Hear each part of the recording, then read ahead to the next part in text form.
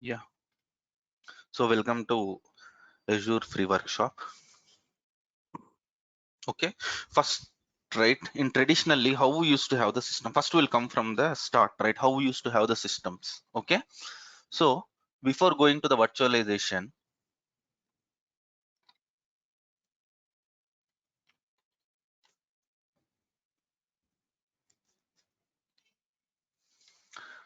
okay, from 10 or 15 years back, how we used to have the infra, right? If I want to deploy one application, two application servers, okay, so it will be having something like this. So there will be one application server.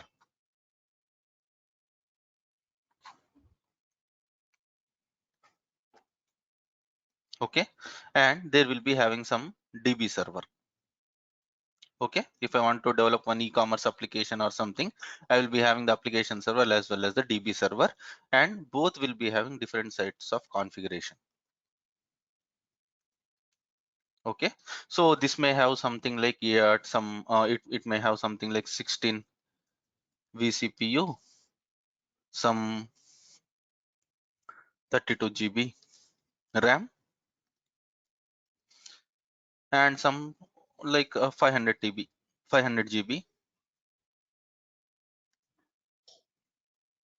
storage. In the same way, we will be having the DB server with some additional configuration, right? It may be something like 64 vCPU. Okay, and some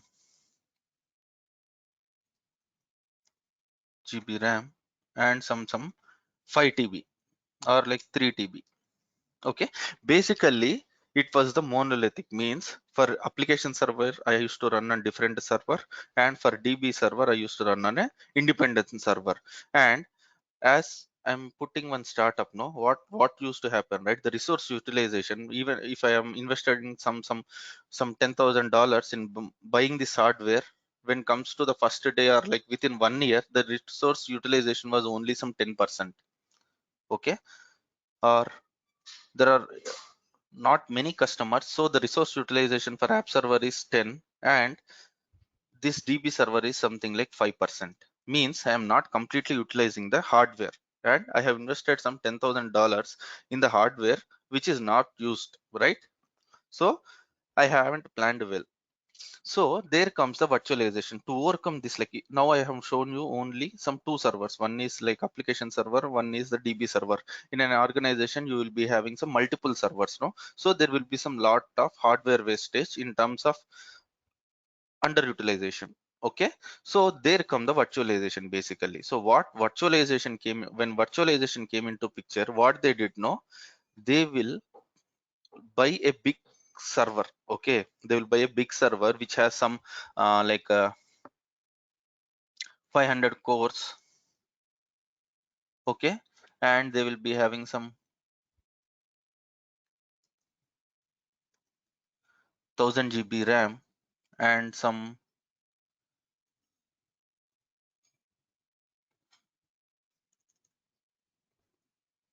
100 TB hard disk. Okay, so instead of like putting multiple servers individually, they will buy one big server, or they will put one big server under which they will put one thin layer called as like hypervisor. It is a like small it is an like a software, okay, which enables the virtualization. Okay, so this is called as hypervisor.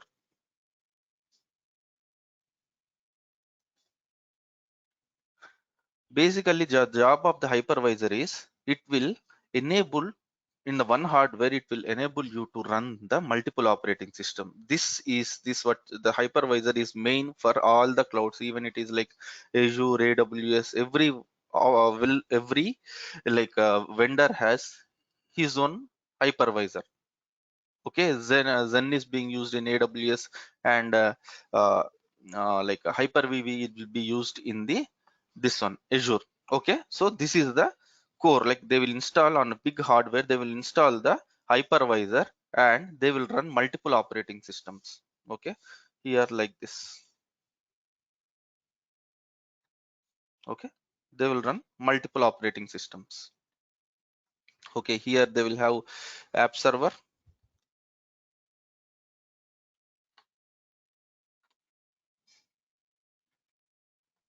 This is DB server. This is one more app server. And out of this 500 vCPU, they will allocate 16 vCPU for this.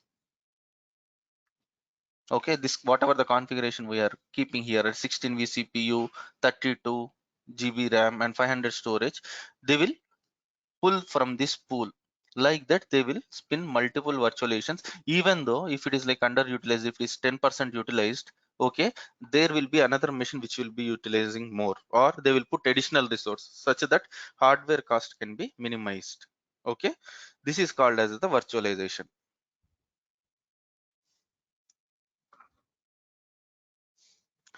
So virtualization is the creation of virtual services, infrastructure, devices, and computing resources. Basically, right? Virtualization enables to run different operating systems. Okay. So for running this, right, we will be having one hypervisor. Hypervisor is a software that runs on the virtual machines. Okay. Basically, so this hypervisor enables to run multiple operating systems in parallel. Got it? So this Azure uses the Azure hypervisor, whereas Zen is being used in AWS, and this Azure hypervisor is like a next version or an enhanced version of the Hyper-V, because like Hyper-V is the technology of the Windows. No, it is an advanced version. Okay, so there are different types of hypervisors. As I mentioned, it is my hardware. Okay, there will be two types of hypervisors. One is type 1 and type 2. Okay, normally you will be having one hardware. Okay, on top of it you will install your hypervisor. Okay, and on top of it you will be installing the guest operating systems like Windows or whatever. On top of it you will be installing the like a JBoss or a Tomcat or something. Okay, this is the type 1. All the cloud hypervisors are type 1. Okay, so all the like whoever whoever the whatever the vendor, right, you will be using the type 1 hypervisor. Basically you will be having one hardware. On top of it you will be having like this is the Zen or like Zen or the Azure hypervisor.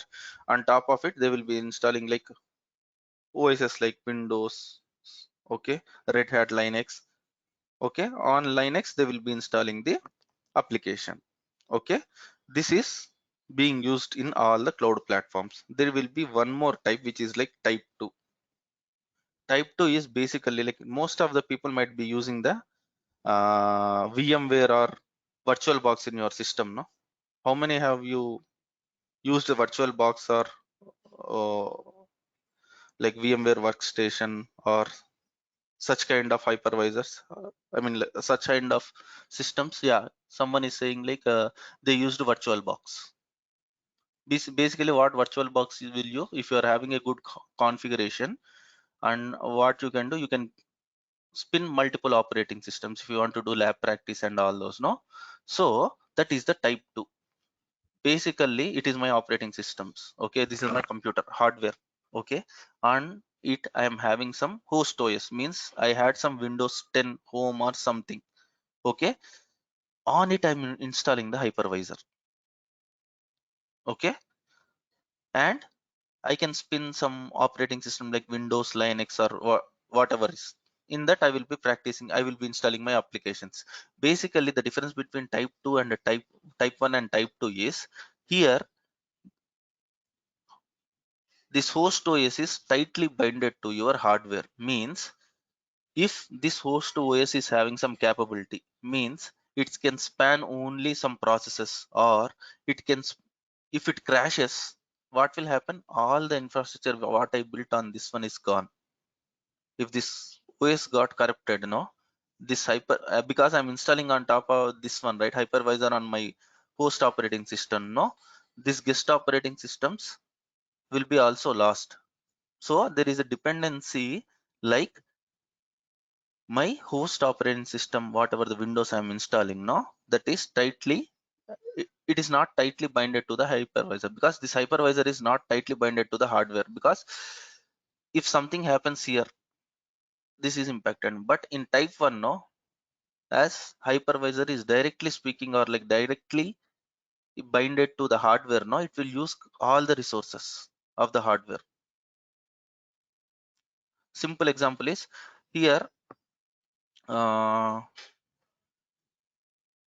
here, no, simple example, right? If this operating systems can span some 50k processes, okay, in that 50k processes, hypervisor has to run and other application has to run, because this is the limitation of the operating system. But here, no, there is no hardware, means if this process or this hardware can span 20,000 or 30,000 processes also, this can be handled by hypervisor. Okay, that is the difference. So we'll come to cloud now. Any doubts now till now?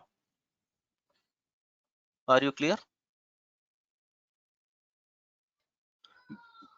Okay, because this hypervisor you should understand when you are moving to cloud, right? How actually, what is the difference between the traditional systems and the cloud? Because all the clouds run on the, all cloud providers will create have a different like hypervisors which they will use in their physical data centers.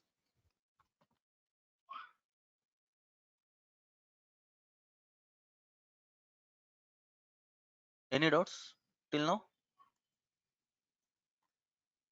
You want me to unmute all? Okay, someone raised hand. Yeah. So what is cloud computing? Any guesses? I will unmute.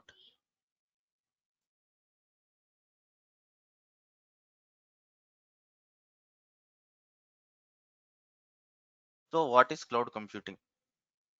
Okay, just let me unmute, guys. I'm unmuting all. Okay, you can mute yourselves. Okay, what is cloud computing?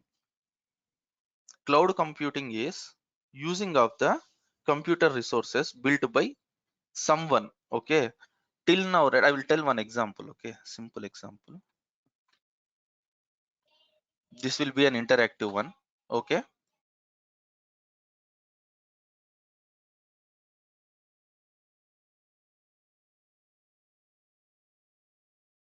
here this is your company. Okay, let it be some company like TCS. In TCS, what you will be, this is the TCS data center. Okay, this is the TCS DC. Okay, this is the TCS data center. Okay, what you will have here in TCS data center? Normally, you will be having, tell me what you will have. You will be having hardware like physical machines like CPU. Okay, capability of processing power,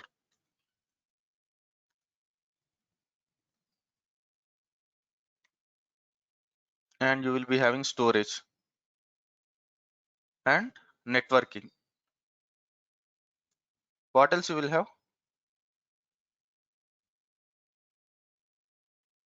What else you will have? Any guesses?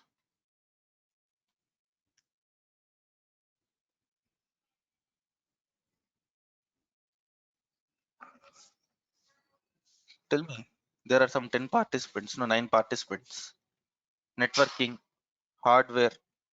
Basically, what you need now, what I'm saying, like you are spinning something in cloud.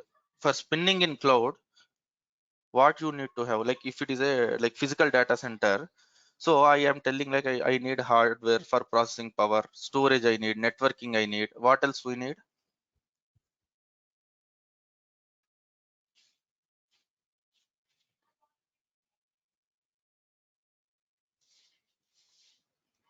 OS. We'll be spinning some OS, and for logging into that, right, you need some username and password, right?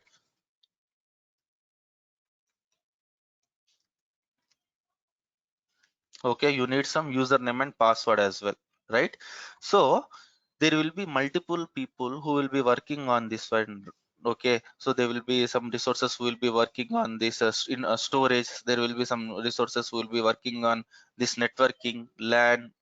Okay, and there will be some people who will be working on the operating systems. Okay, but whenever we move to cloud, no, what will happen, right? All this stuff like hardware, okay, storage, networking, application management, and all those will be maintained by the third party.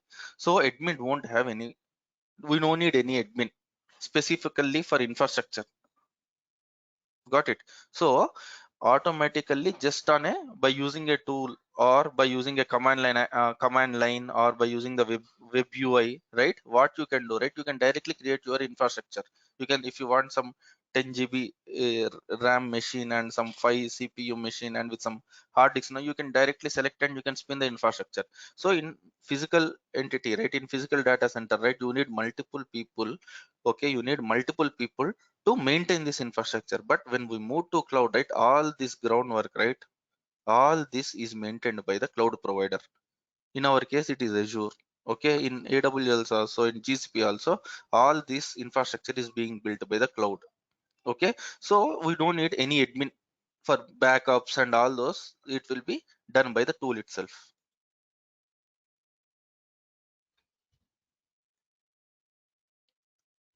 Okay, what is cloud computing? The cloud computing is the use of computer resource built by someone, okay, using some web-based tool over internet. Means you will be it may be web-based tool or like SDK, or it can be a command line. Okay, there may be like multiple options, but basically the core concept is the infrastructure is maintained by someone.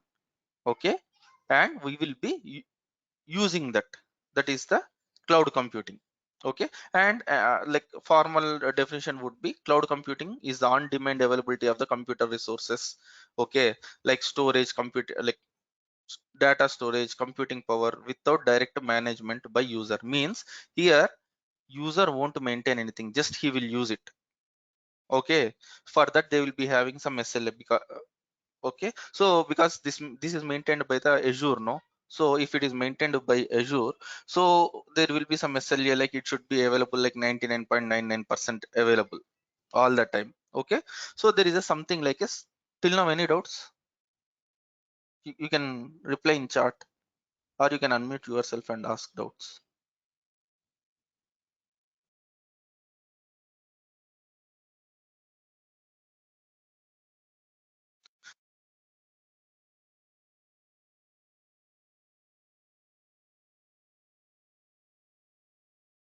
Any doubts?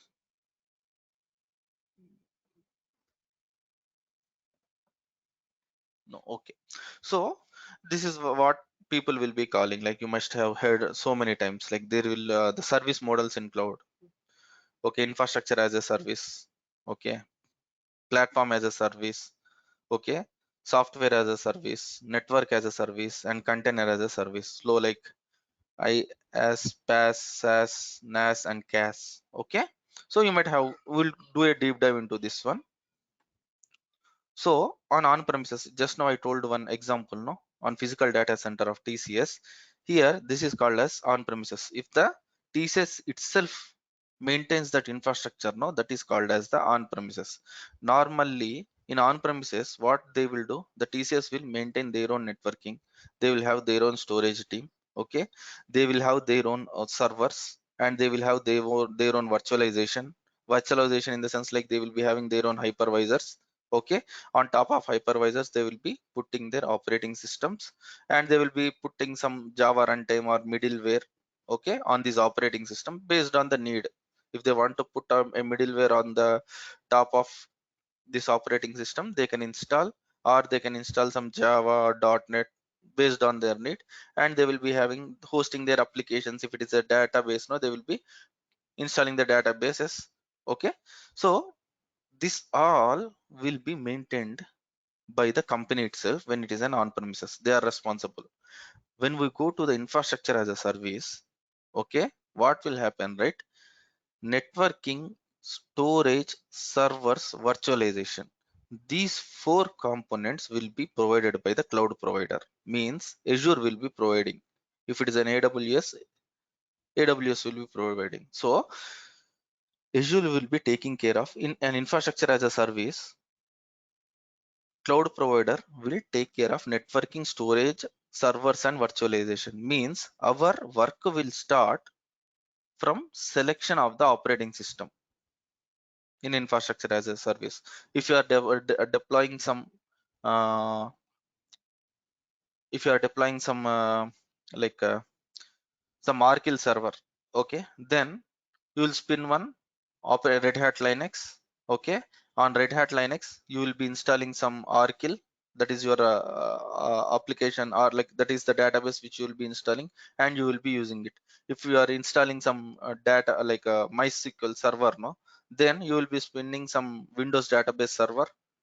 Okay, Windows operating system, Windows Server Edition. Okay, on Windows Server Edition you will be installing your SQL server.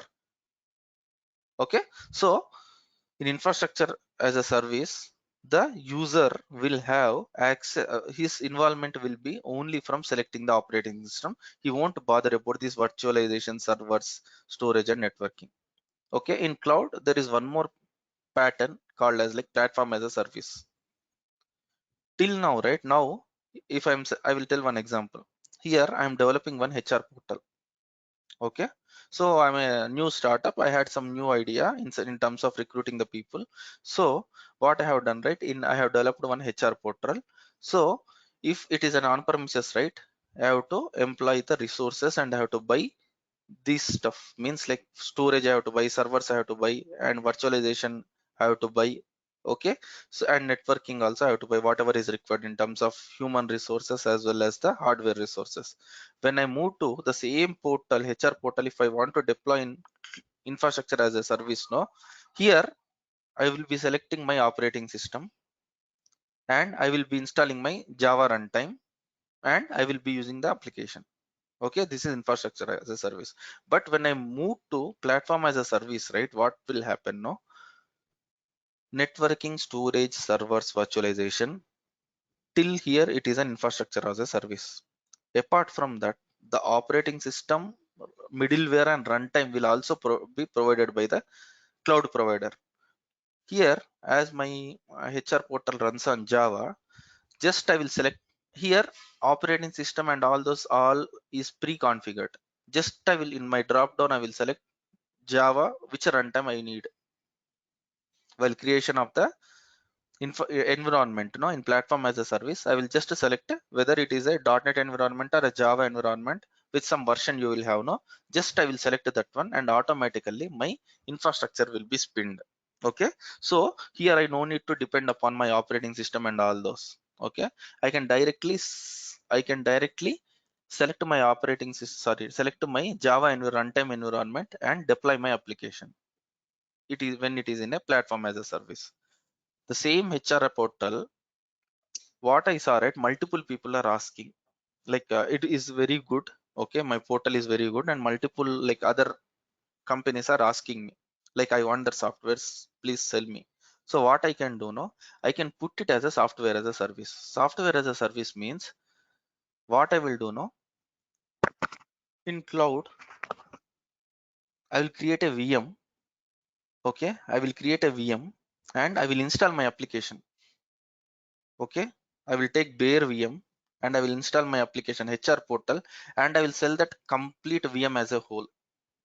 So whenever whoever purchases it, no, they no need to install anything. Basically just they will on the power on that VM virtual machine and they will have some licensing part. Okay, they will apply the license and they will be using it. For the license they will be paying me, whether it can be like a single time license or pay per use. Means if they use it for 1 month they have to pay per hourly basis or monthly basis. Got it? Means at the end, now in software as a service, what will happen, right, you no need to bother about the infrastructure. If the third person, if the third party company buys my software, no, just I will give the solution to him. I will give the as a complete bundle. If you say, if you take example of the SaaS would be something like your Google Docs. You will just Google Drive, okay, and go to meeting. These are all software as a service applications. Just you will install and run it. Okay, you won't bother about the infrastructure. If you are buying some Skype subscription, you won't bother, no, you will be paying, but the infrastructure will be maintained by them. Okay, if I put it in a pictorial view, here like multiple components here, like this is like hosted applications, and this is the development tools, operating systems, server and storage, networking and data center, and physical planning and building. In infrastructure as a service, no, simple if I want to say, the data center and physical building planting and the networking, firewall security, and the servers and storage will be maintained by the cloud provider in the infrastructure as a service. Okay, when we go to platform as a service, no, you will be having other two components, like you will be having the development tools and operating systems being pre-configured in the PaaS, platform as a service. When we go to SaaS applications, no, you will be having the directly, they will be hosting the application and they will give you the URL. Got it? When you look into the SaaS applications, no, there will be two ways where you look it. Some people will be saying like go to meeting and all those. Okay, but it is not there will be, if you look in the other way, right, if you are into the deployment background, no, then the definition will vary. The definition will vary in the sense like all this will be done by the cloud provider only. This deployment also will be put in the cloud and they will be giving you. You need this basics, like you are done, do you need this advantages of cloud, and mostly people will know. If it is too theory, right, we can go to some practical. I think all you know, right, all know the advantages and disadvantages of cloud, no? Do you want me to say or like skip this?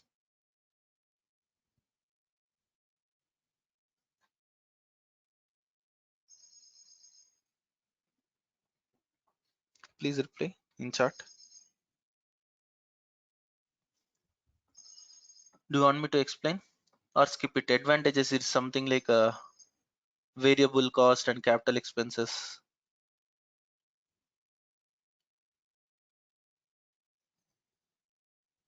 Else we'll get directly go to the skipper. Nice. Okay, I'm also bored in theory. Okay, we'll directly go to this global infrastructure. Okay,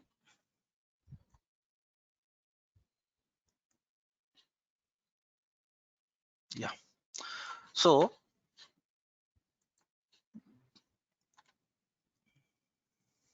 I'll put it in a simple diagram that will be easy to you. For a newbie also it will be easy. Okay. Now, you know, right? I have told you like the infrastructure will be present in the cloud. Okay. If cloud in the sense where, first question is, if I ask you to deploy one application in cloud, the first question you will ask me, where? Correct or not? Cloud means it can be in India or it can be in US or it can be in Germany or it can be in UK. So the cloud has geographical presence across multiple countries, no? So first question is like, if I ask you to deploy some, I asked you to deploy one server of some 32 CPU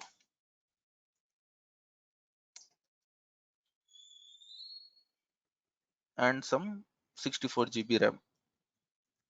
I asked you to some 1 TB, let's assume. Okay. Now you will ask me like where I should deploy, whether I should deploy it in India or when US or something, no? Here,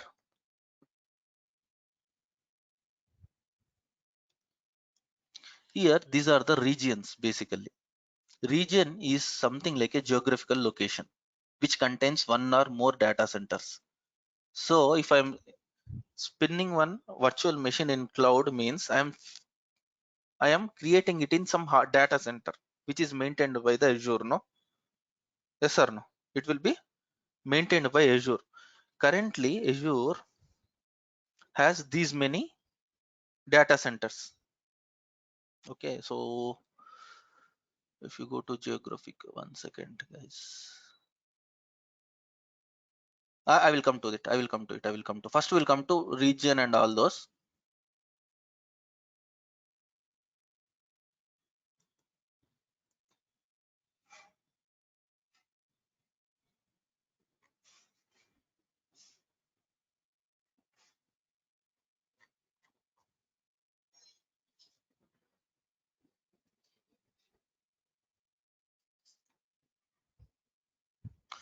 Basically, first, right?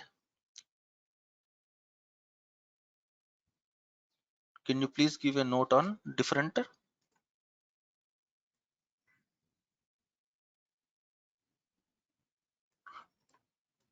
Yeah, yeah. Okay, okay. Just give me hold for 2 minutes. Okay. First, we'll complete this region and availability zones. Then you will be understanding. I will give you. Currently, right? There are 60 plus Azure region. Okay. Region is something like this one. This is one region. We have one region in India. Okay. We have two regions. This is like south. Okay. Like that, you have multiple regions in US. Okay. Region is nothing but a geographical area. Geographical area in the sense like it can be some India, US or something. Okay. So if I put it here, no,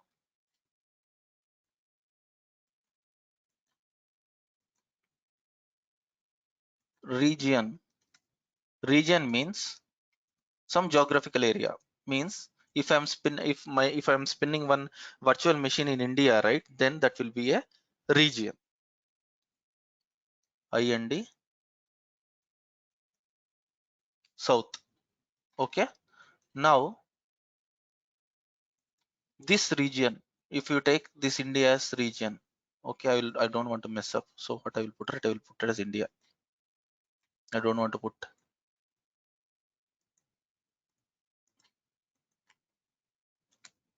region. For now it is IND. Okay. Now in India, I have some thing like availability zones. Availability zone is nothing but a physical data center. You will be normally having in Azure, you will be having some 3 availability zones.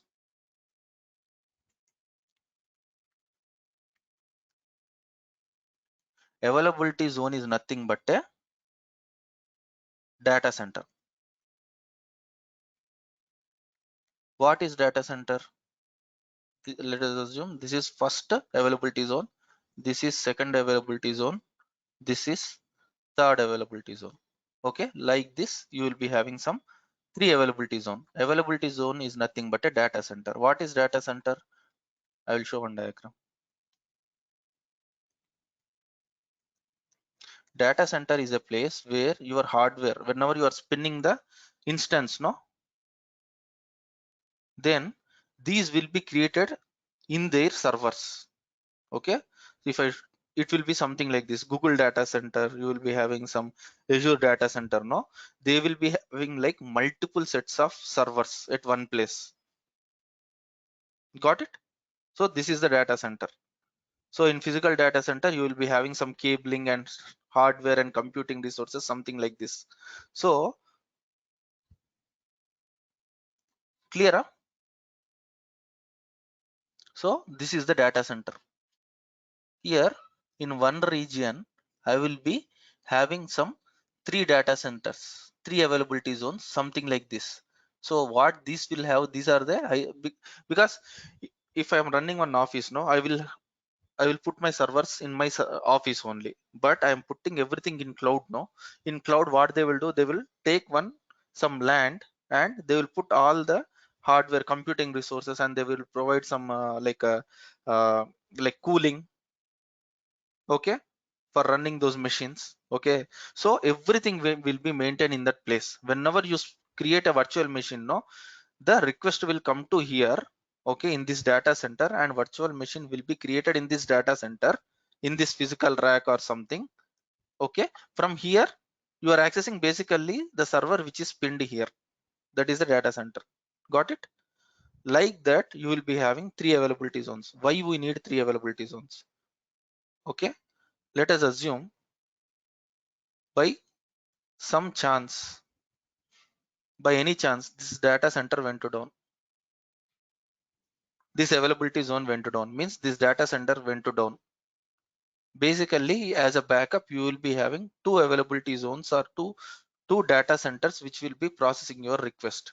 If 2 goes down, then you will be having a third availability zone for supporting your request. Got it? That's why any cloud provider will have like multiple availability zones, and they will make sure like each availability zone 1 and 2 and 3 won't use the same resources, means they won't use the same grid. Let us assume I'm using some Telangana grid for this data center. Okay, for power. For the second data center, they won't use the same power grid. They will use some other grid. Why? Because if this Telangana power grid has some downtime, it will affect both, no, both the data centers. Got it? So that's why they will maintain, they will, even the internet also, the cabling also, they will be, it will be different. They will make sure like if something goes down here, any parameter like power or like a network or internet, they won't use same for both. It will be isolated, and the communication between these two will be like low latency and high bandwidth. Okay, these two availability zones or two data centers will communicate with very low latency, and they will be having dedicated lines. They will be having the dedicated infrastructure for connecting these availability zones. Got it? So that there won't be any latency. First, if you want to spin an instance, no, then first thing is you have to select like which region you want. Now you understood what is region and what is availability zone.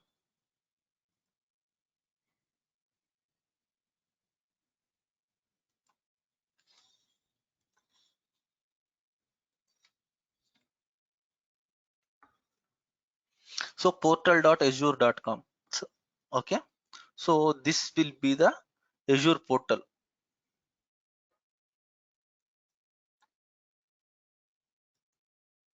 for logging in. Now I am logging to the Azure. Okay, I will give that. For logging into the Azure portal, no, you will be having, you have to use this URL. Low latency is, okay, someone is asking low latency. Okay, latency means what is, here this is one, here you are the requester. Okay, you are the requester. Someone asked what is low latency, right? I will be answering to that. You are a user.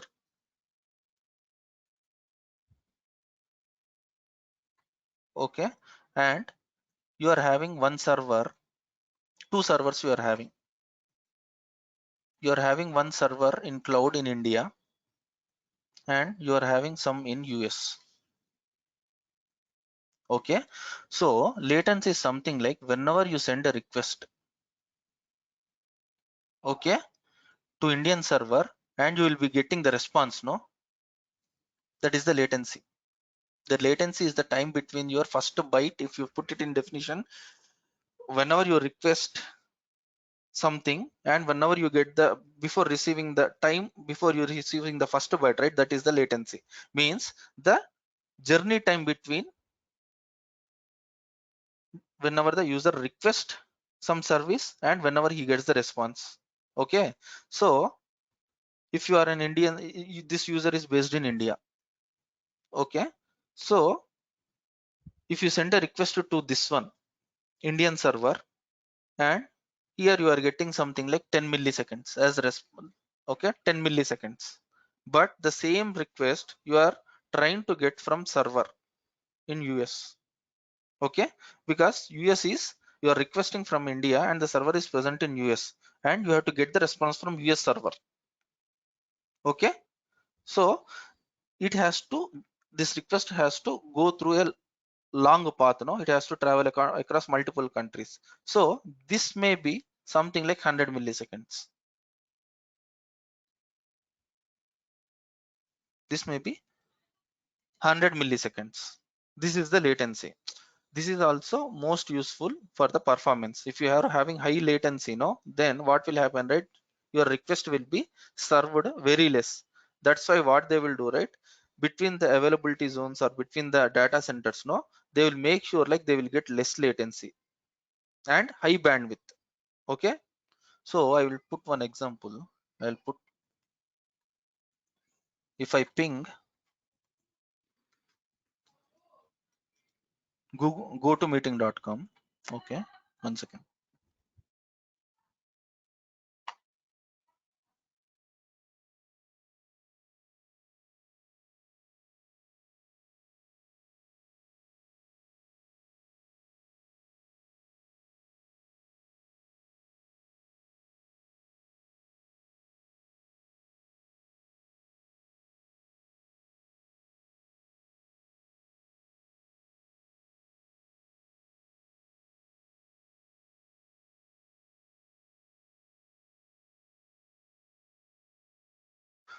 So I have here taken two sites. Okay, one is Durga Soft, one is like go to meeting.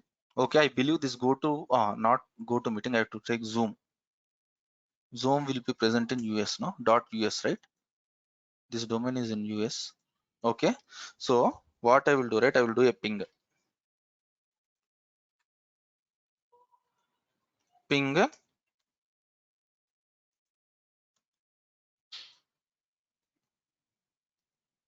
ping. Oops.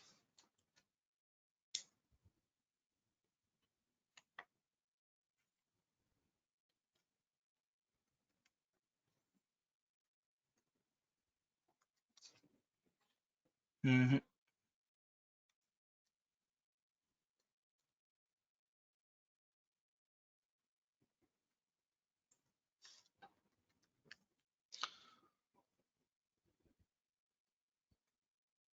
Here you are seeing, no, the latency. This is 2 milliseconds. If I put durgasoft.com, no,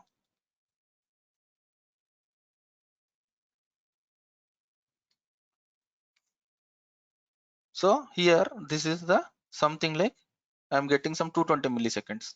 So when in ping command, you can see what is the latency. So if I give go to meeting.com, no, maybe it is present in the nearer. Here we are getting some 2 milliseconds. Maybe this Durga Soft, if I don't know whether it is kept in India or it is kept in some other country. Here getting millisecond. This is the latency what we are seeing.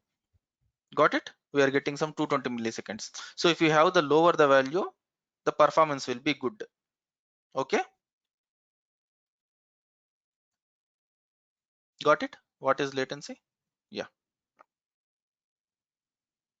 So currently I am in my portal. Okay, Azure portal. So I have logged into my Azure portal. Now I want to create one VM. Okay, basically these are all the services. Okay, so if I see all the services, no, this is the capability.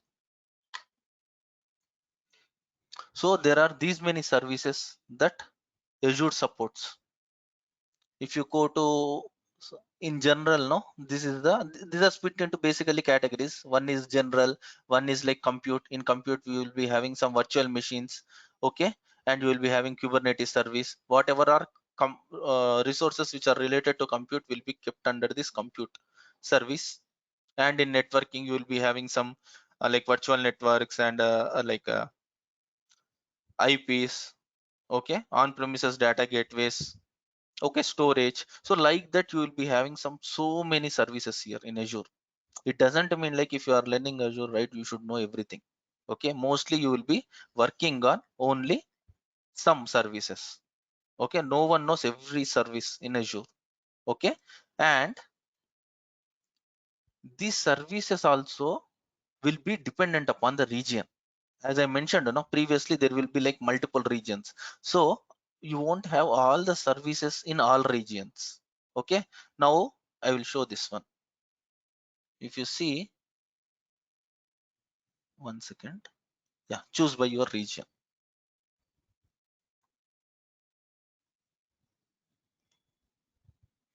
If you see here, no, there is something like Asia Pacific, Australia, China. These are all the regions. And one second, there will be one thing like new, there will be products by region. Yeah,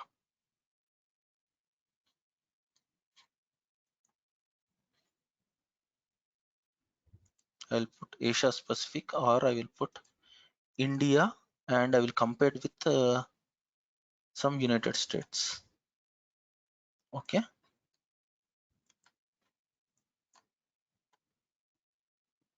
See, these are all the services like Azure Databricks, Azure Bot Services, Health Bot. If you see, no, these are all the regions. If you see, this service is present in all the regions. These are the regions here. This Azure Bot service is not available in some regions. Okay, this one, Health Bot. It is not present in South India, West India, whereas it is present in Central US and US East. Means whatever the services we are seeing here, right, it doesn't mean, right, these services are present everywhere in all the regions. So whenever you are choosing your service, we have to, whenever you are using the service, we have to make sure like that is present in that selected region. That is the first step. Okay, you have to see. If you see anomaly detector, okay, this is not present in West India and South India, whereas it is present in the other countries. Anomaly detector is used to find any anomalies. If some person is trying to hack or something, no, we'll use that anomaly detector. Okay, if you see this like data catalog, it is not present in any of the regions. It is present only in a minimal region. Okay, only in 3 regions. In US East it is present, and some 2 regions. Yeah, this one, data in last 2,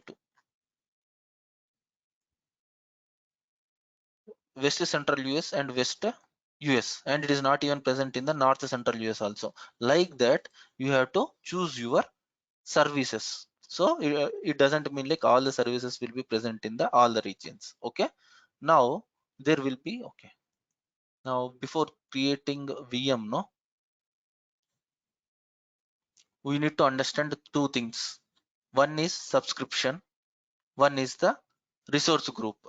If you know these two concepts, right, you can directly, you are matured enough to create a VM. Basically, what is a subscription? So here I'm having my root account. Okay, I'm working in some Tata groups. Okay, and I am having one Azure account, main Azure account. Okay, in that I can split into multiple like a BU, or what you can see, department. Okay, HR department, IT department, marketing. Okay, and you will be having some EA subscription and EA subscription. Leave about this one. Basically, right, subscription is nothing but a tagging of the resources. Means if each person, I'm from HR department, if I want to go for Azure, no, I will do my billing separately. IT department will do billing separately. Okay, but basically, right, in cloud, what will happen, the more you use, the less you pay. Means if you use more, then you will be paid, you will be getting more discounts. So what they will do, right, they will group everything under the root account. In that root account, they will provide the subscriptions. In that subscriptions, what they will do, right, here this is the one HR department, and this is the IT department, and this is the marketing department. Means the servers that are pertaining to HR will be spent in this HR, IT will be spent in this one, and marketing will be spent in this one. Okay, and when we go to a something lower, right, here you will be having some servers. For that you will be having one subscription. Okay, what this subscription will give, right, whatever the resources that are present, that are being part of this subscription will be billed. Here, no, what I will be getting, no, I will be getting billing for this one, I will be getting billing for this one. So EA subscription, whatever you are seeing, right, it is an individually billed. Got it? Under root account, if multiple people are using it, I should have a tag, or I should have a mechanism to know which which department is using much resources, no, what is their billing, no, that is being attained by the subscription. Got it? Any doubt in the subscription? Here if it is an IT, here I am having some geolocation region 1 and region 2. In that I am having subscription 1, subscription 2, subscription 3, 4, 5. Means under here I will be creating one prod environment and non-prod environment. Here I will be creating one prod and non-prod environment. Like that, in this 5 resources, in the 5 subscriptions, I will be creating the prod and non-prod environment. Whatever the resources I've pinned under this subscription will be, billing will be tagged to this one. Got it? Any doubt in the subscription? Clear on what is subscription?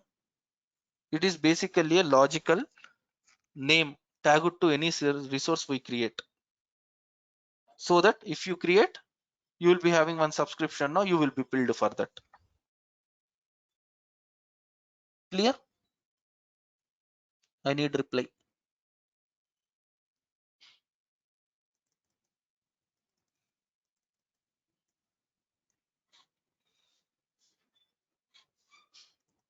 Or in simple, if I want to say, right, I'm working in TCS. Okay, I'm running some 5 projects. Each project will have one subscription. So whatever the resources they are using will be tagged under this subscription, and each project will be billed based on the subscription. Got it? Okay, you can unmute and ask if you have any doubt. Yeah, I hope it is clear. Next is the,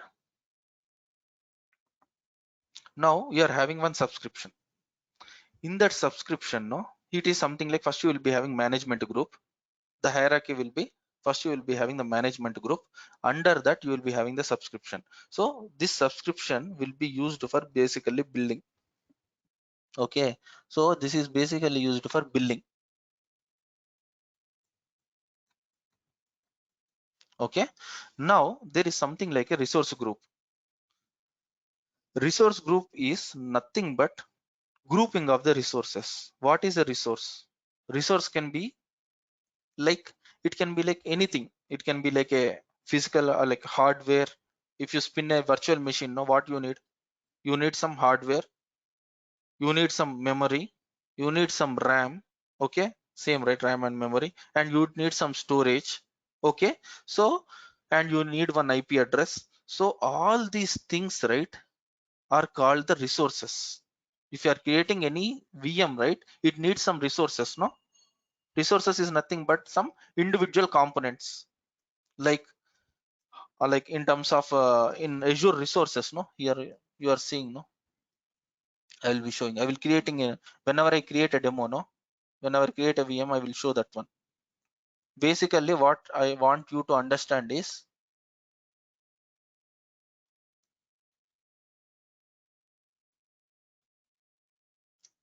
resource is some individual unit. Basically, Re- resources of instances are like something like virtual machines, storage, SQL database, and all those.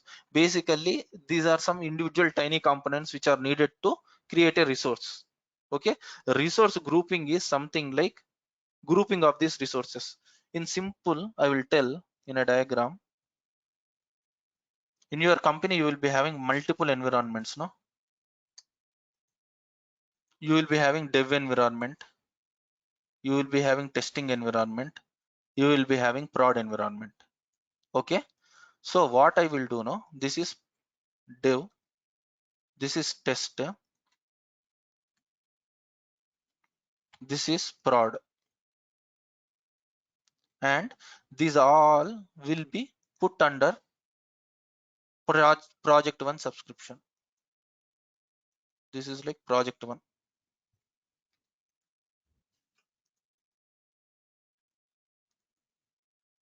Okay, and in that you will be maintaining these 3.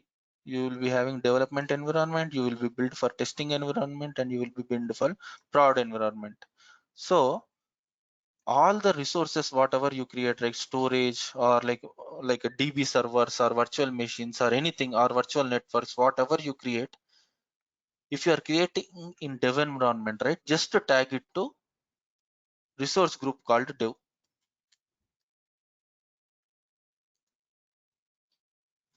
Okay, here you tag it to test resource group, and here also you tag it to prod resource group. One beauty is, now if I want to destroy this development environment completely, if I want to remove all this development environment completely, then what normal procedure is, like if it is having some 1,000 servers or 100 servers, I have to terminate 100 servers and I have to terminate 100 DBs, something like that. No, it is not like that. If you put everything in one resource group, no, just to delete this resource group. So what is the infrastructure that is part of this resource group will be deleted automatically when you tag everything under dev resource group. Okay, so I will show you here. Here you will be having one service called as resource group. Okay, so now what I will do now, I'm creating one resource group. So in Azure, no, as I mentioned, everything will have one subscription. This is for billing.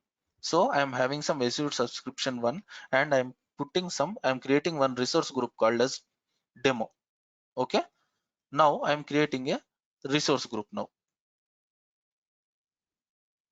So first it will check in Azure, no, what it will do, right? First it will check whether everything is, whatever the configuration which we enter is correct or not.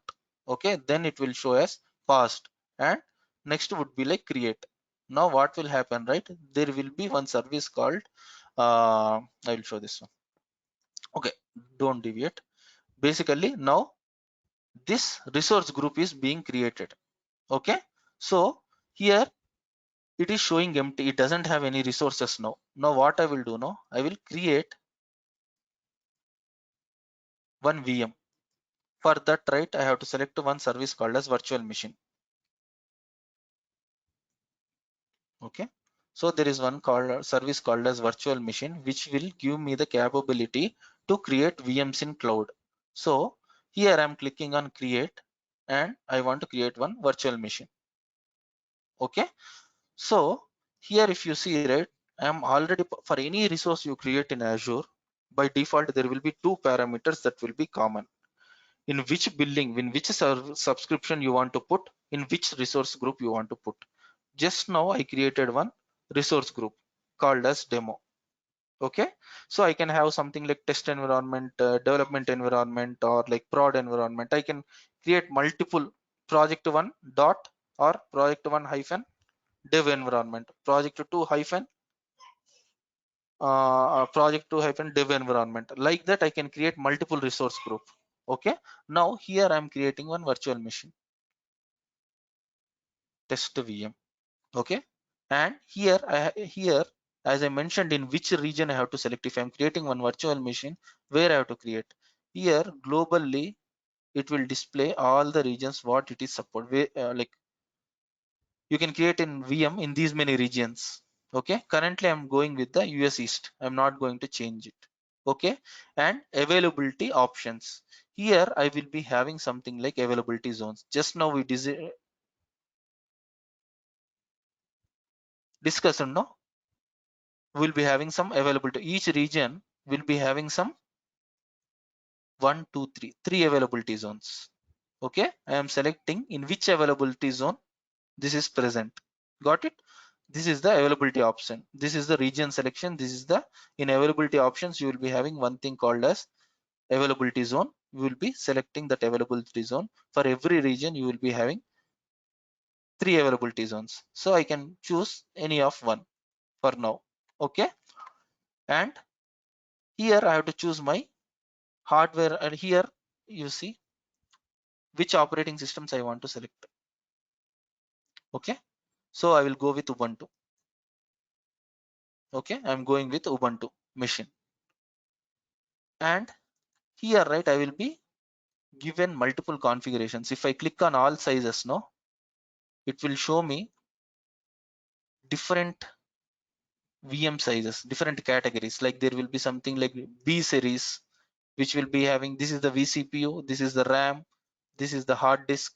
Okay, and this is the IOPS. I will tell these IOPS in future. Okay, like that it will be. If you see, each category has its own purpose. Okay, you can like select any of the one. Okay, I am not going to change anything. Let it be with something like 8 GB RAM and some 2 vCPU. For this I will be charged around like 5,000 rupees per month.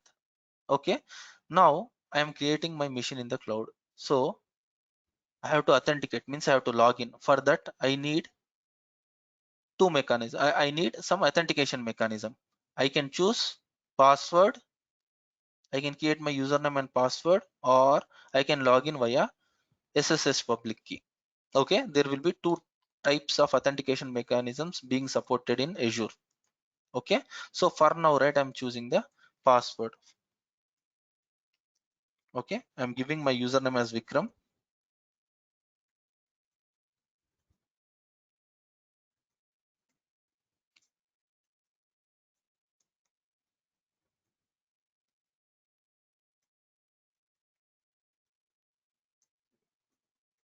Okay, so this is the username and this is the password which I have created for logging into this VM. Okay, now there will be something like inbound rules. Okay, okay, I will tell this one. This is important. What is this inbound rules? I am spinning my instance in cloud. Okay, this is my cloud. This is my Azure.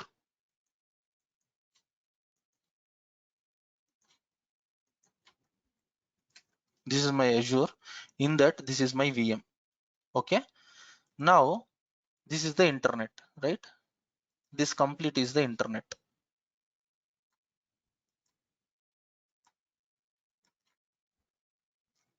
Now user is there.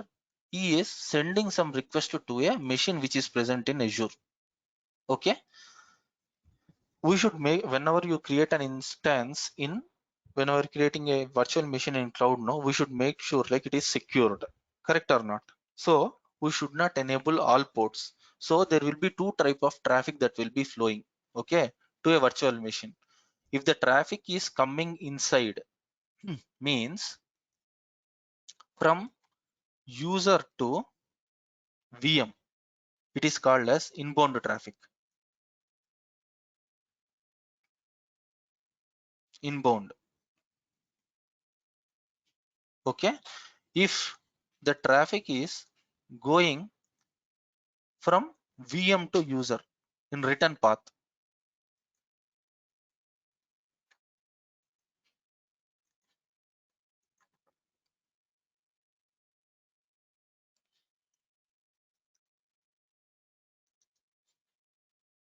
outbound.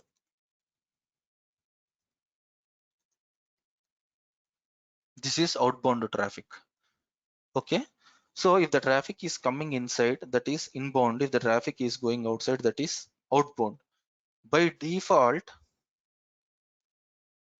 inbound traffic for any virtual machines that is created in cloud will be blocked. All that inbound traffic will be blocked. Okay, outbound traffic will be unblocked. No restrictions.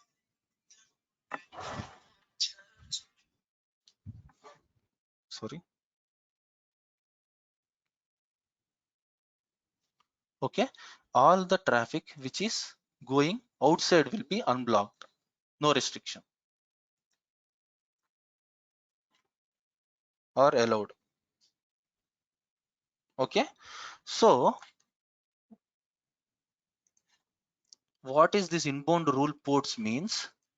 Now based on the service, if I am installing one web server, then if it runs on HTTPS, then I have to click this option.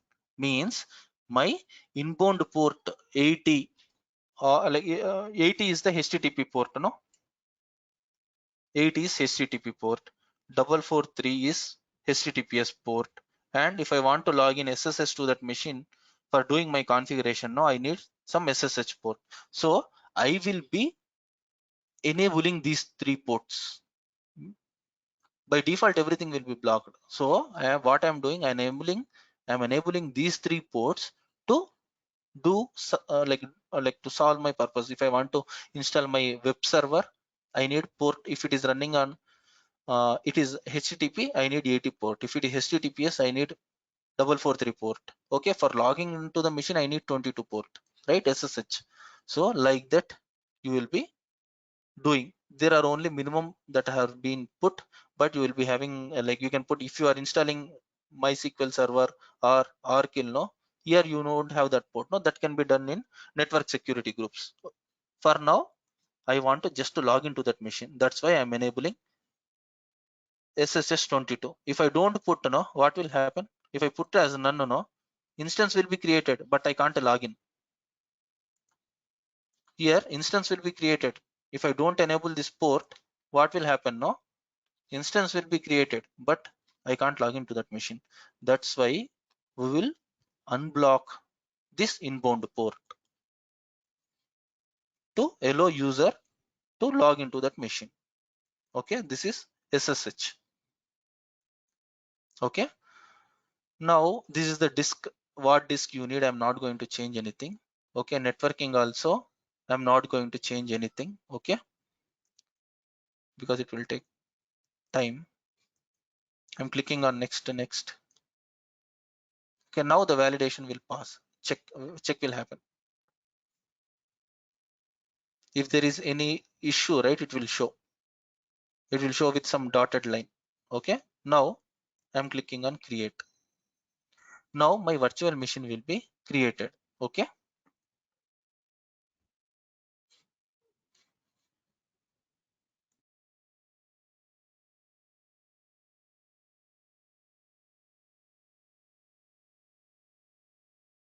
now my virtual machine will be created.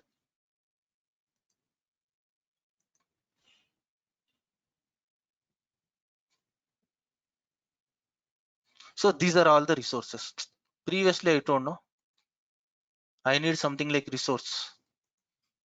These resources are there, right?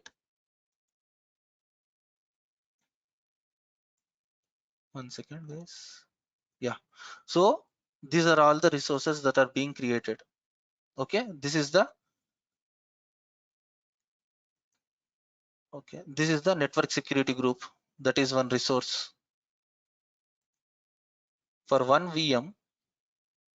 Okay, now fine. This is the test VM which we have created, and this is the public IP. Okay, guys, this is the public IP. Now I want to log into this machine. Okay, I'm having putty. Okay, and I'm giving the public IP of that machine, and I'm clicking on accept. Here I'm entering username.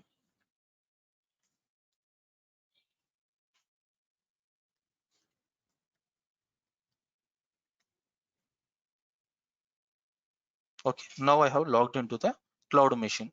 If I go to this one, now if I click, now I'm already into this machine. Okay, I've logged into this machine. If I click on this one, you will see this is the public IP address. This is the private IP address of the machine. So, and there will be some like monitoring consoles where you can see like what is the CPU, what is the network. Okay, those metrics can be found here. Okay, there will be like options to restart, stop the server. Okay, and if you want to delete also you can do. And here you will be having like lot of options. Now I will go back to my resource group. See, in my when I clicked on demo, right, in that resource group, okay, for this resource group, when I created a VM, these are all the resources that are being created. It has created one virtual machine, it has created one IP address, it has created one network security group, and it has created one network interface, and it has added some disk. So This resource group is something like grouping of all these resources. If I create 10 virtual machines also, in my resource group everything will come. Now one way to delete the VM would be, okay, I can go to this virtual machine, I can click and I can delete it. Okay, if I want to destroy it, this is one way. If I'm having some 100 machines and I want to, and 100 machines are belonging to some like a dev environment, and I want to delete them individually, I can delete. That is one option. Other option would be, if I create everything under this demo group, no resource group, okay, just to delete this one, just to delete this resource group, what will happen, no, all the instances which are part of this resource group will be created automatically in one shot. Sometimes what may happen, right, sometimes you may delete forget to delete some virtual networks or some network interfaces, some disks, that may happen and you will be charged. But if you have this resource group in place, if you delete this resource group, no, all the resources, all the VMs, all the databases, whatever that are part of this resource group will be deleted automatically. Okay, so if you see, in no time you will see these will be deleted. Any doubts? If you have any doubts, you can answer. Sorry, you can ask. I'm done. So this is how you can log into that machine.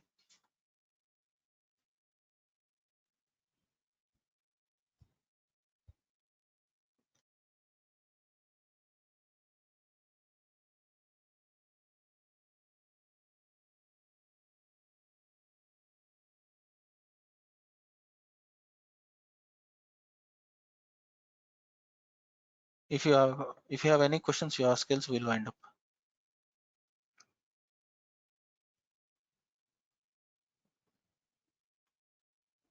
Sir, I have one question. Can I ask? Yeah, please. Sir, resource group. What is resource group? Resource group is logical grouping of all the resources. In your, if you are running one project one, okay, Mhm. in project one, you will be having some 5 databases and you will be having some 20 virtual machines, okay, Mhm. and you Mhm. will be having some 2 Tomcat servers and all those present in cloud. Mhm. Now you are doing some POC, okay, we'll put in some scenario, okay, yours is a startup, okay, and there is a new team and everyone is like doing their projects in the Azure. Mhm. What they will do, right, in your subscription there will be like 3 like resource groups they will be created, okay, POC1, POC2, POC3. So whenever you create an infrastructure, no, like VMs or databases, POC1 will choose their own resource group, okay, it is basically a logical grouping. Okay, so now you are done with your POC. You have spent some 20 machines and three databases and some 10 virtual networks you have created. Okay, if you keep the it is a pay as you go model, no, so how much you use you have to pay. If you didn't turn off the server or delete the server, what will happen, you will be charged. Mhm. Now Mhm. in that complete infrastructure, you should be very cautious, like while deleting the VM whatever you have created. So it is a big task. Now you have to select everything out of some 100 machines or 200 machines which are piled up here. Okay, in virtual machines I will go, give me a second.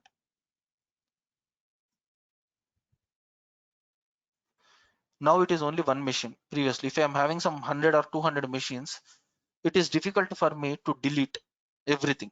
So what we will do, right, this resource group is a logical grouping. If you delete all the infrastructure, whatever you created will fall under that resource group. If you delete that resource group, no, basically all the infrastructure will be deleted, even in times of like access also if you want to provide. So for resource group one, someone needs access. For project one, okay, for project one, some people need access to some particular resource group, we can allocate that. Got it? Okay. It is logical grouping. So virtual machine, why we are creating virtual machine? So we have like a database, everything. So why there's a need to create virtual machine is for just for communication, like communicate. No, virtual machine is something like now you are working in, previously some 2 years back before COVID, you used to go to office and work. You used to have your own PC, correct? Now you are logging into some VM and doing your work. No, you are not logging into that like your physical desktop, right? So it's like a Yes or no? replica of that particular. No, replica, not replica. It is basically a Windows instance that is pinned in cloud. Just like EC2 in EC2 in like Amazon. So it's the same Yeah, virtual. same virtual machine. There they will call it as ETC instance. Here they will call it as virtual machine. Okay. Fine. So just like we connect. Okay. So it is Okay. basically So we, VM. They will call it as an instance here. They will call it as an VM here. okay. This is called instance. If you Good. want to correlate, that Mhm. is instance over here. But if you know this one, right? AWS, there is no concept of resource group over there. Yes or no? The resource group. This is why I got confused. Yeah. So this is Yeah. why. So resource group, right? Now what is the like tough point for this AWS? You can't group, no, you have to use tags there, okay, and you have to do the logical mapping, Mhm. correct or not? If project one, if you are working on AWS, if you are Mhm. creating some 1,000 machines, like if you are having 1,000 machines and each Mhm. project is having some 100 machines, Mhm. if you see in like AWS, there is no logical separation, right? Right. So there is only one way, that is like if you put tags, then only you can do the logical separation, correct or not? If you want to Mhm. destroy the environment itself in blue-green deployment, what will happen? You will be having some replica. You will put a replica and destroy the older one. No, in Mhm. blue-green deployment, you will be having one infrastructure, and whenever you are going to upgrade a new version, what you will do? You will bring the complete infrastructure with a new version from load balancer. You will detach the old infrastructure and you will attach this new infrastructure. Correct? Huh? Okay. Okay. Okay. During that I'm time, good. yeah, during that time, if you want to delete the complete old setup, Mhm. then you have this resource group. It is like more user friendly, no? In But Azure, sir, you sorry, in dependency AWS. will be there. Na? So one resource group will be dependent on the other resource group. If we No, delete one resource group or no, no, completely. there won't be any dependency. It is a, that's why it is a logical separation itself. Okay. So application will start will continue running smooth even like if we are logically deleting any resource group, right? No, don't get resource group is logical mapping. So if you're running one project, you want 10 VMs, okay, 10 instances and one Okay. database, Mhm. okay, in EC2 in AWS, right? You will create here also you will create, but if you want to gain some control, there is no separation in AWS, correct? Huh? Mhm. But here you are having that one in resource group, means that environment. I will put it here. I'll have one slide which will give the exact. Yeah. Okay.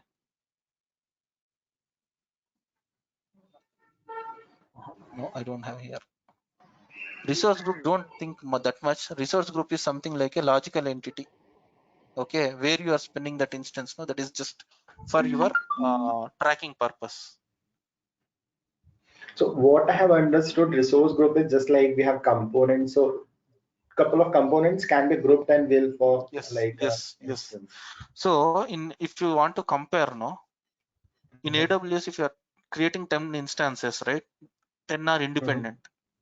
Okay, Mhm. 10 are independent. Here, Mhm. these 10 should be mapped to either, it should be mapped to some resource group. But so this is my confusion. So if we are mapping, then definitely there will be dependency. Why? What kind of dependency? So Depend. Yeah. I will tell you. Don't get okay, boss. I'll put some scenario here. Mhm. Okay, this is AWS. Okay, here access will be given to multiple people to create instances. Yes or no? Okay. So what in AWS, right, they have created some 50 instances. Okay, and there are some 5 projects running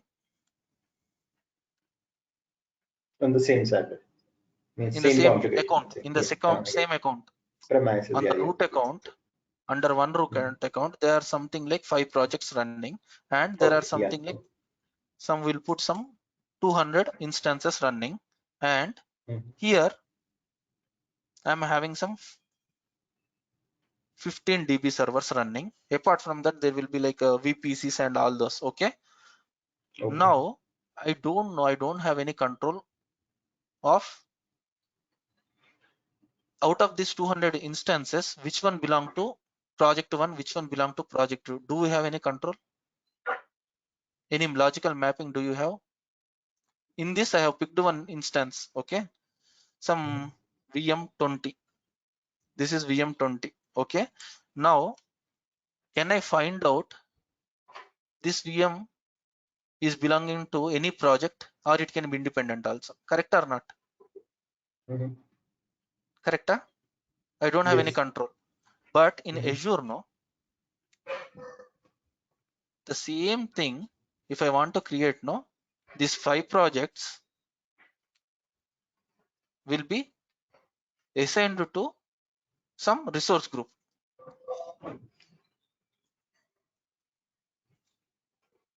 If my resource group is something like project 1 to 5, so here I'm having 5 resource group: project 1, project 2, project 3, project 4, project 5. Okay, while creating an instance, these 200 instances, out of these 200 instances, it is mandatory, like I have to map in any of the project resource group. Means here I will know exactly, right, if someone is pinning, at the end of that I will know, right, okay, project 1 is having some 50 instances, project 2 is having some 100 instances, something like that I will know, no? If I know whoever is which count is higher, I know, right, while creating an infrastructure, project 1 will have some 50. Okay, project 2 will have some 50. Now over time, no, some people had added instances, and this project 1 count became to 55. Means I will definitely know, saying like, okay, under this resource group, some 3 instances are added, 5 instances are added extra. Got it? Huh?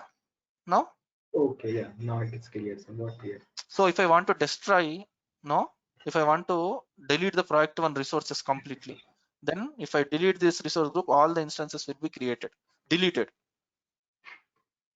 Here, no, I have to be choosy. I have to select one by one, one by one, one by one. In an Excel, I will put my resources and to delete everything. Correct or not? Here in one shot, I can delete the infrastructure.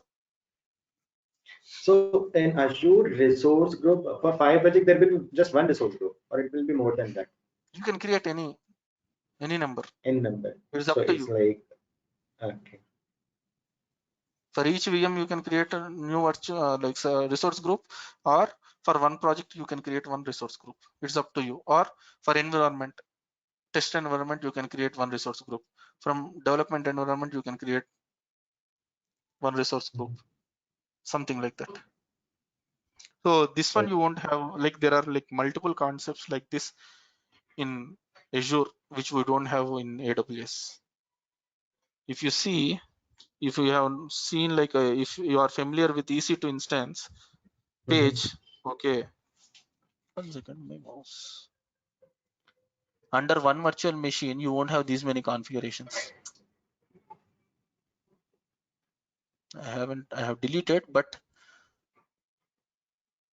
if I haven't deleted, I might have shown you, like there will be like a number of options basically. Okay. Here, there you will be having VPC. Here you will be having virtual networks. But it's like this is easy. Then in terms of what to say, in terms of the usage and all those, no, both are competitors, but one question people will be asking, no, which is better, Azure or AWS? If you are going with infrastructure as a service, no, Mhm. AWS is better. If you are going with platform as a service, no, Azure is better. That is a simple answer. But vice versa, like people will be using for platform as a service also, they will be using with going with AWS, and for infrastructure also as a service also, they will be going with Azure. But it is vice versa. Sir, Any good other morning, sir. questions? Am I audible, sir? Yeah, Am I yeah, audible, yeah, sir? yeah. Yes, tell me. Sir, actually, I'm a faculty, sir. I just want to change my field to software industry. So, can you please suggest me uh, uh, what are the basics prerequisites that I can learn in this Azure? So the simple, now cloud is a essential technology,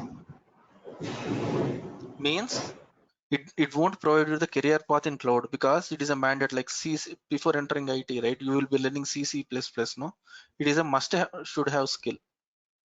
If you are choosing into development team, if you are learning some development, no, then Azure will be an added advantage, or the cloud will be an added advantage. Okay, if you are working on Kubernetes, okay, if you know this Azure Kubernetes, this will be a advantage. There is no explicit job, there will be very I mean to say, like very less jobs which are like cloud oriented, means for any skill this is mandate. You got it. If you are learning Java, right, it is with the Java you will be having some jobs, but when you go to the cloud technology, it is a must should have skill. Apart from cloud, you should have one more technology. You can't go to the market with only cloud Azure. You should learn some other technology. Okay, this will be an added advantage, because like nowadays, right, all the development teams and everyone is moving towards cloud. Some 5 years back or something, no, the cloud is treated as a like a essential, like separate market. Now it is a must should have skill. If you learn only cloud, no, then there will be multiple people along with you who know cloud plus other technology also. Got it. Sir, Then you one have more to go thing with is, the sir, DevOps. Yes. but the thing is, for example, we say that if we want to learn Java, you need to have the prerequisite learning subject has to be C. So in that way, in order to learn this Azure or DevOps or this AWS, do we need to have any prerequisite idea of any other concept? So now, right now, if you see, like there are multiple technologies now. Leave about Java and all those. Previously, right? Uh, so previously, right? It is something like first I should know C, after that C++, then Java. This was the hierarchy some 10 years back when I joined. Okay, but now everything is independent. Okay, now if you see machine learning, it doesn't require anything. If you go to security, it doesn't need any prerequisite. If you go to data science, these are the recent technologies, no, someone can correct me if I'm wrong. For these technologies, right, you don't need any prerequisite. If you go to the database side, okay, you need like it is core will be same. Like if you are into development, you should have this like core development knowledge. It is based on your interest, where you want to go. Previously, right, there are only two opportunities when we joined. One is like either development or DBA side or Unix side or testing side. Okay, there are only four options for us. But now things are changed. There are like multiple technologies like machine learning. Okay, now you have, previously we don't have any this project management, Scrum and all those. So multiple technologies has come out. So based on your interest, you have to choose.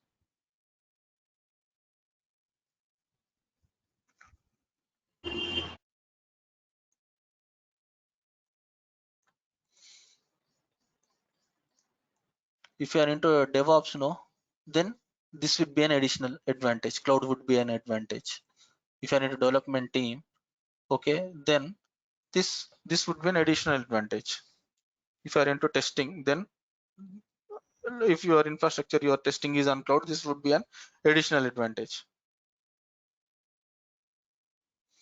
You will be having Azure architect roles, but that will be very limited. Sir, one more question, sir. Actually, even I'm pursuing my PhD. I'm a research scholar also. So the point is, I'm working on this network security. So the point is, we'll be using this attribute-based encryption mechanisms, Yeah, that's fine. policy-based. If you are into security also, there is something like new concept called as cloud security. Have you heard about that? Yeah, yeah. So And that is how also this data is secured? correct. And Correct. So in terms of the how you are protecting, so you will be having one identity and access management or active directory in our case. Okay, in Azure you will be having active directory, which you will provide access to multiple people and resources. Likewise, you have in AD in your on-premises, no? Like that, you will be having separate specialization for active directory itself. So there is for you, right, to your question, apart from your security, like you will be having like CompTIA, like this security plus network plus and this one, no, CEH. There will be another some CISA or something, I forgot. Okay, apart from that, there will be one thing called as cloud security. In that also you should know these cloud technologies, applying your security on the cloud. the basic question is how this data is secured in cloud. You will be having some keys, no? You will be having some, there will be some, it won't be a straightforward question. To simple, if you want to say, right, in simply, if you want to say, right, there is something like, in simple, there is something like data at rest and data in flight. You must have heard. Data at rest is something like if your data is not like flowing, it is at stored in hard disk or it is present in your physical data center in the cloud, how you are going to secure it? You will be using the encryption. Okay, you will be using the there will be different types of certificates, no, algorithms. Okay, SHA-1, SHA-2, and like that, you will be taking the highest or like your key and you will be encrypting the hard disk itself. Means if someone steals that hard disk from the data center also, they can't use it because the data is encrypted there. Got it? Data in Yeah. flight means now you are sending a request to the server, okay, and you are getting the response. Means if it is a HTTP, someone can encrypt, decode the message. If it is a HTTPS with proper certificates, public and private key, its source and destination. Okay, so you will be having what to say. You will be having like that encryption there also, no, in flight also. This is a vast topic. There will be something like when you go to the load balancers, there will be something like SSL termination. Yeah. Got it now? Simple. Yeah. Yeah. Say to a layman, right? In flight and data at rest, how you are encrypting the data. And in security, different ways of encryption, like which keys to use, what is the How these keys are key row going to be level generated, period. sir? Huh? How these keys are being generated? Is it by the That can be third party or by the Azure? simple. Azure is a product. Azure is a product. If you are selling one product, it should provide multiple solutions. Yes or no? It will Yeah. provide your own keys as well as the custom keys. It is Okay. based on the user. In real time, you Okay. will use our own keys. Okay. So, for example, we have this called as a attribute-based encryption mechanism where we put some attributes to the receivers, and we send the information, and based on that Correct. attributes, it is going to be generated. Yeah, yeah. Now, The these keys will be attributes like are the going to be handshake like will happen, right? Yes. now, like these attributes are going to be something like whether the person name or the personal No, no, locality. it won't be person name. There will be like keys, no, Yeah. certificates that will be Okay. generated, no, How these based on your certificates are generated? that is another concept. Okay. Okay. Okay, that is like another concept. In physically also, there will be some entities which will provide the certificates. There you will select the certificates, create the certificates, and they will upload here. Okay. Okay. Okay. Right. Thank you. Yeah. Any other Sir, questions? one more, sir. What will be the duration of the course for completion of this Azure? 45 days. 45 days. 45 days. Sir. What will be the timing, sir? 8:30 to 9:30 night. 8:30 daily 1 hour. Daily 1 hour. Okay. Sorry, can I know the fee structure? Like you contact with the team. No, this is the first time we are launching. It will be 7 or 8. I'm not sure. Okay. Okay. Because actually the point is I'm a direct academician and I don't have any idea of. Yeah, you I can have speak idea with the of what team now. is. Yeah, Yeah, yeah. you can I speak have with the idea people. of basic programming languages like C, C++, Mhm. Java, but I don't have any Mm. idea of this cloud. So why I am Yeah, yeah. interested in learning That is is as a it. part of my research. Yeah, yeah. Okay, So but one thing I want to highlight in upfront, the thing is like here, what throughout this course, right? What we will learn, right? You will learn like how to play with the cloud, but you won't be an expert in all the areas. I mean, like in one area, because here there are so many services. Okay, it doesn't mean that no one can teach all these services. There will be, if you go to this load balancer, right? This will be one specialization. If you deep dive, this will be one specialization. Kubernetes will be one specialization, and Active Directory will be one specialization. So at the end of the day, post this course completion, you will know like how to use all these services, whatever are essential. Okay, there will be some services which are related to IoT which we won't use. There will be some resource services which are related to machine learning that we won't use. So to like in order to work in your office, no, we will teach like whatever are necessary. Got it? yeah. Because for AD there will be a separate specialization. If you take a Active Directory, it is same as your on-premises directory. It resembles, but there is a lot of variation. For Active Directory, there is a separate certification on. You might have known, no? That means we'll have there will be separate specialization and people working only on Active Directory. Like that, here we can't cover complete Active Directory. What are essential like creating users, mapping, and all those will cover. Okay, MFA and all those stuff, but it won't be like too enhanced, because in 45 days, right? Each each service takes, I can't spend like more than 2 sessions or 3 sessions. Basically, you can play. So these are all the services. In containers, there are, it supports multiple. In web, it supports these services, no? Sir, for App service. practicing, will you provide the login credentials? No, you can create. It is free only. You can create for 1 year. It is free only. You can In create your Azure own Azure uh, through this portal.azure.com, right? portal data that we will see in our regular classes. You need one credit card. That's it.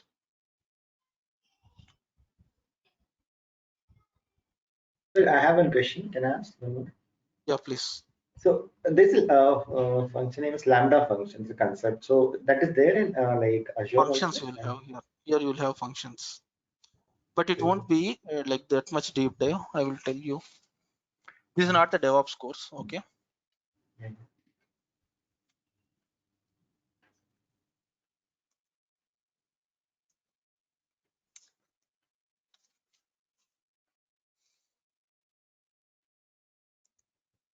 Mhm. Okay, 1 second. It is not uploaded. I will share the content. Just give me a second. Okay.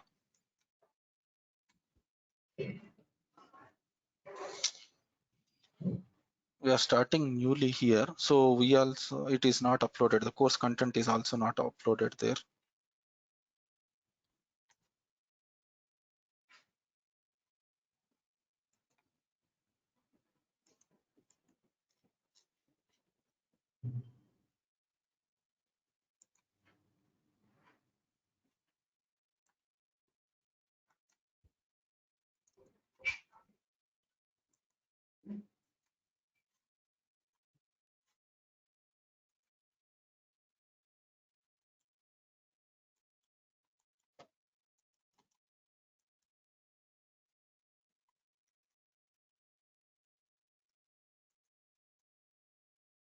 Just a second, guys. I will give you.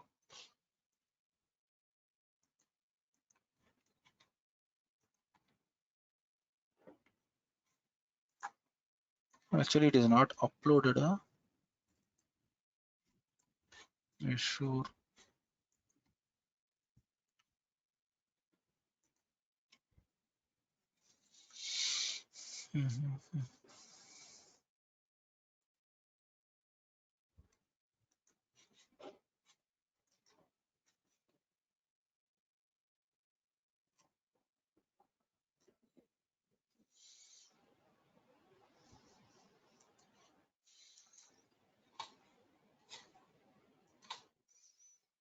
Hope you are able to see my screen now.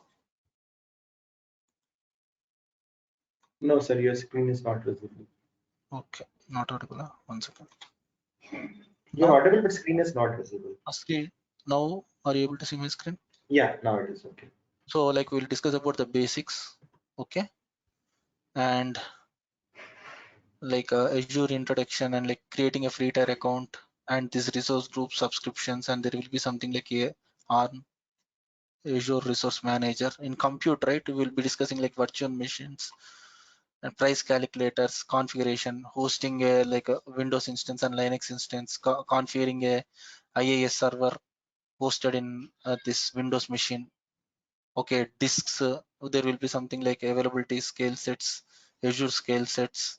Okay, and in identity and access management, right, we will be discussing about this role-based authentication, Azure data sync.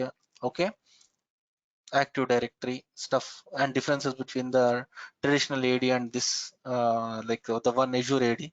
Okay, and in platform as a service, there will be one concept called as like web service apps, Azure web apps. Okay, and it is like a PaaS model. We'll be discussing about this one, and DB service will be there. You will be discussing about some DB stuff like creating a DB server, okay, and logging into it and backup options.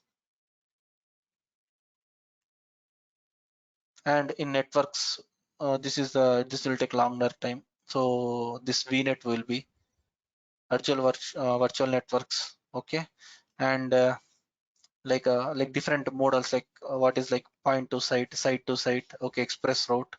Storage will be discussing about like this is same as S3 in AWS. So here we'll be having like more. There it is only one bucket. Just if you create a bucket, no, I know like I'm a certified AWS guy also. So the core difference right there, you will be having only bucket concept and life cycle and some hosting a website. But here it is not like that. You will be having some different options like different storage mechanism, file storage, blob storage, queue storage, and table storage. Okay, you'll be having this stuff here, and there will be something like bus service, traffic manager. Okay, this is something like a Route 53 in AWS. So you will be having some like round robin, and you might have heard, no, Route 53. If you know AWS, right, there it is equivalent service of the Route 53, which is DNS. Okay, this is content delivery network, and you will be having some like these are the what to say like utilities. Okay, if you want to like Azure Key Vault, automation, will PowerShell. Okay, and mostly right, I will be covering 100% topics will be covered for AZ 900. Okay, this is the Azure fundamentals, and AZ 103 is for the Azure administrator. Okay, I will be covering like in AD, I will be covering that one as well. Okay, for monitoring and all those. So this is the like course content. I think it is not yet published. Yeah, this we will be covering as part of the course. Okay, it's like, well guys, 2 hours. Do you have any further questions? So the last question from my side is, I don't know how many people of the one who are interested in joining this course. I don't know about them, but I am I mean, I'm an academician. I'm directly entering into first time into this because I'm after completing my MTech, I've just joined my research. So how can you assure that? I can complete this course in a comfort way because I don't So have what any is your agenda? practical. First question I want to ask you, like, what is the agenda? What is your goal? No, it is doesn't mean like Uh, every, no, it is like what is your goal? So no, for example, I understand like your, because as you have said just now, there may be some guys who are here for shifting into software industry. There may be some guys who are here to upgrade. But I am the one. It is something like I don't have any idea of the that's industry what, or anything. that's what. So you are doing I just some stuff, no? So the thing is like, what is your goal? Whether like by when your research will be completed, that may be the first question, huh? And how you want to use it, right? actually I have started my research 3 years back. As a part of that, I just want to implement one of my module in cloud. So Huh. uh, Then I that is want to what, learn. right? So if you want to implement your thing in cloud, then you should know. If you want to implement in Azure, no, then you should know how to play with the Azure, Yeah. correct? So there Yes. will be like, you need some storage, okay? Yes. If Yes. you need Yes. to host a VM, basic, Yes. okay, Yes. then you Yes. need to install something. So this Yes. one can be done. This one you will be learning. Okay. This will be directly useful for your this academic stuff. That is the first thing. Okay. Okay. Okay. Second thing is like, if you are applying something now, you can put it as a, I know this one also. If you are applying for one job or something, no, then you can Yes. Yes. put it as, I know this one. Okay. Okay. Okay, the thing is Okay. like, this is how you see the cloud. Some people will be saying like, directly if I learn the cloud I will be getting the job. Okay, to be frank, that is not correct. Cloud is an essential technology. It's an advantage, additional advantage, because if you see LinkedIn, out of 100 profiles, okay, 70 or 80 or 60 will know cloud already, and 30 will be cloud certified. Agree with Okay. this? Yes. Either Azure or AWS. 40, out of 100 profiles, 30 or 40 profiles are cloud certified. 30 will be cloud certified, or 20 will be cloud certified. If you are having LinkedIn, like you can say, experienced people might be knowing, right? Every week someone will put, every day some you will see one Azure certified or AWS certified architect or DevOps something. So when you have that much in people in market, na, then you, I can't say like, if you learn you will get the job on cloud. That is not fair. I'm frank, guys.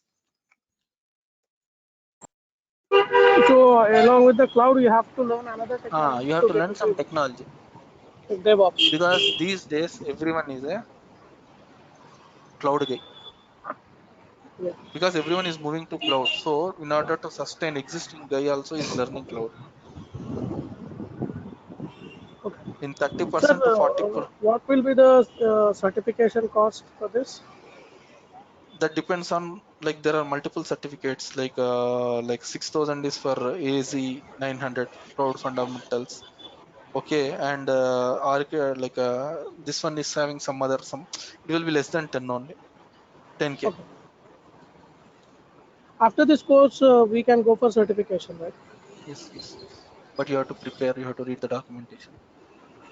You provide this documentation, all these things, right? The documentation I can provide, okay, Okay. from my end. But any course, right, if you do, you can't directly crack the, Yes, if yes. people will say, right, normally people will say like, after this course you will get this thing, but you have to put your effort. Okay, what we can Yes. provide you, we can provide the room to still basics to, if you read a document, you like related to this cloud, you will be able to understand. But in cloud there will be like multiple choice questions, right? So you should know the concept, will give you the concept, you have to read your stuff also, right? Okay. There will be something like, in exam they will be taking you to a theory stuff. Here you will be having some 80% lab. Okay. Okay, 70 to 80% will be lab only. I am against the theory. Okay. Yeah. Okay, guys, any further questions?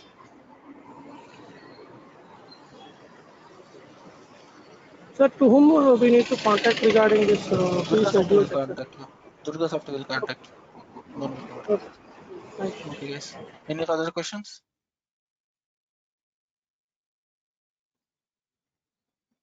Okay, thanks guys.